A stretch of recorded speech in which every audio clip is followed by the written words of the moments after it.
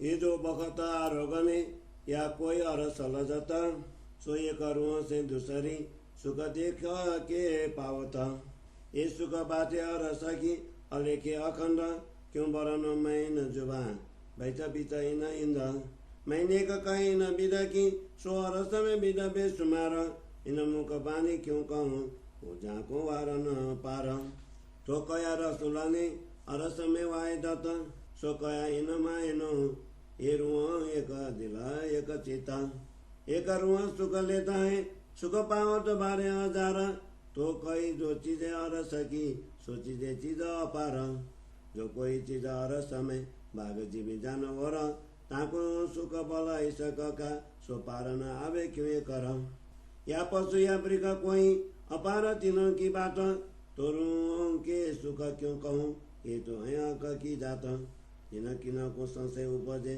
खेल देख के यूं ये जो ये अरस की जिनका इसक न रह क्यों इसक रुआ दो कायम और कायम अरस के माही क्यों इसक को वे आवे क्यों उद कमी कोई आवत नहीं उद कमी क्यों आवही और रुया आवे क्यों हिता और इसक जाए क्यों इनका जिनकी ये बड़ी सिफता जाट की कावही और कावे माय वाय दत जो इलम बिचारे का ताको इसक बढ़ता एक हूँ मैं जिनको कोई संशय लावे जिन ये अनवनीय के करी वास्ते हंसते ऊपर रुहन ना तो ये कबू नहीं जो आकर ये देखे सुपन्न एक जरा अरस का उड़ावे 14 भवन ये आके एक मत करी खेल देखा जूत रुहन पट दे जूत देखाइया नैनो देखे बका वतन आधा पट दे जूत देखाइया पतन आड़े अक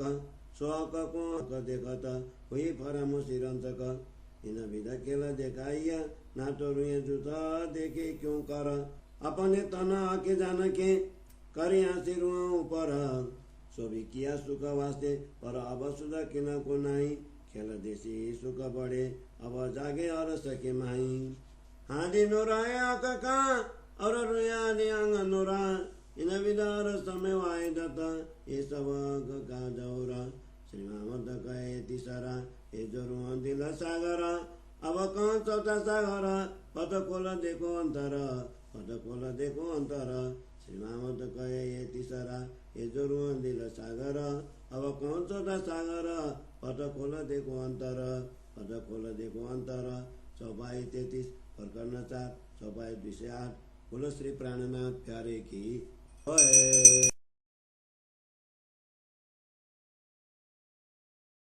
श्री तारतम सागर ग्रंथ को चौथो प्रकरण सागर तीसरा एक तिली रुहाना की हिंदी सरल अर्थ अब तीसरे सागर का वर्णन करता हूँ यह ब्रह्म आत्माओं के एकात्म भाव का प्रतीक है।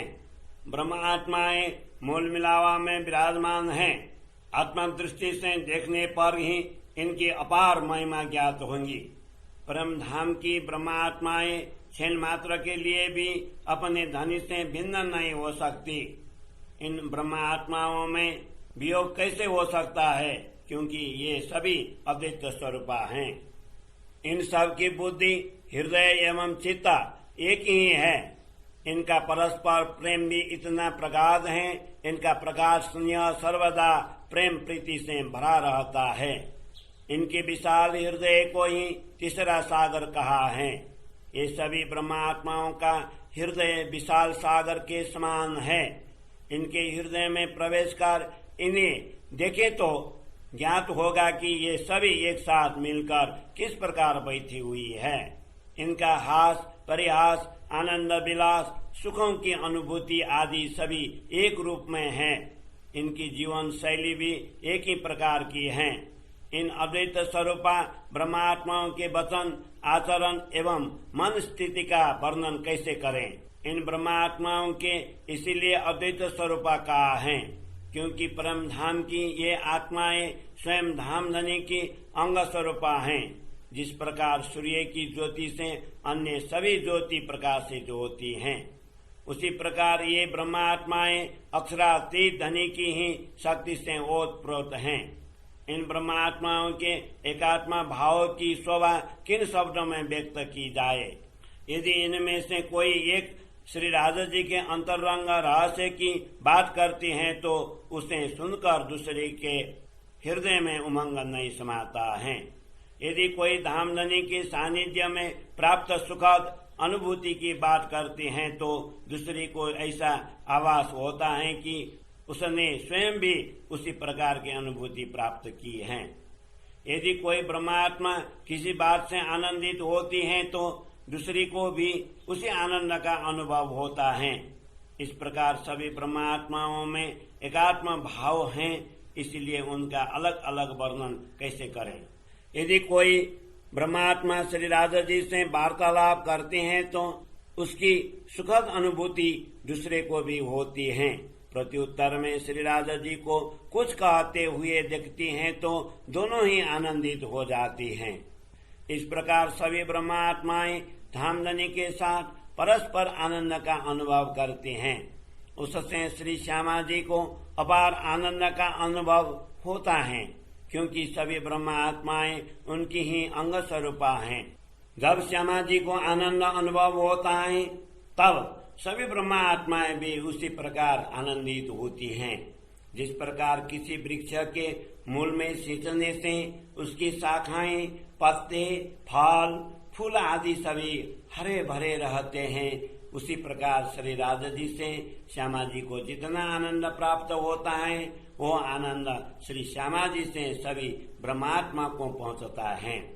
श्रृंगार के समय यदि एक ब्रह्मात्मा वस्त्र या आभूषण धारण करते हैं और उससे उसे जितना आनंद होता है उतना ही आनंद उसको देखने वाली दूसरी ब्रह्मात्मा को भी होता है।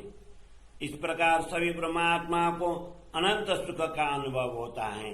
भोजन लीला के समय अथवा आनंद की अन्य घड़ी में किसी एक ब्रह्मात्मा को जो आनंद का अनुभव होता है उसे देखकर दूसरी ब्रह्मात्मा को भी उसी प्रकार को सुख की अनुभूति होती है।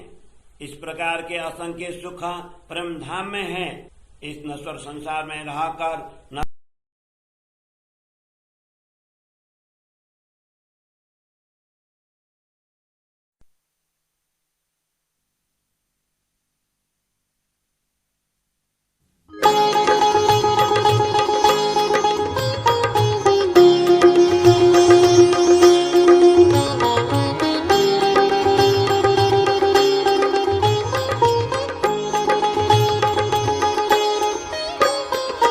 आ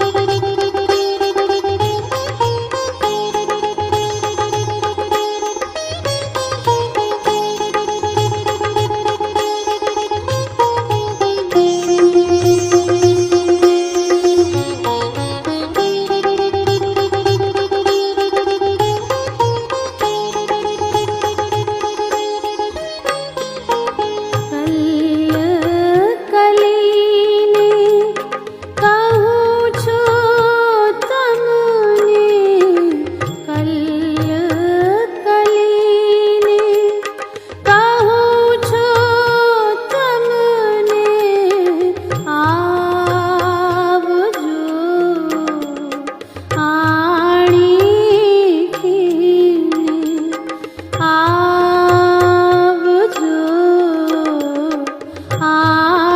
આણીને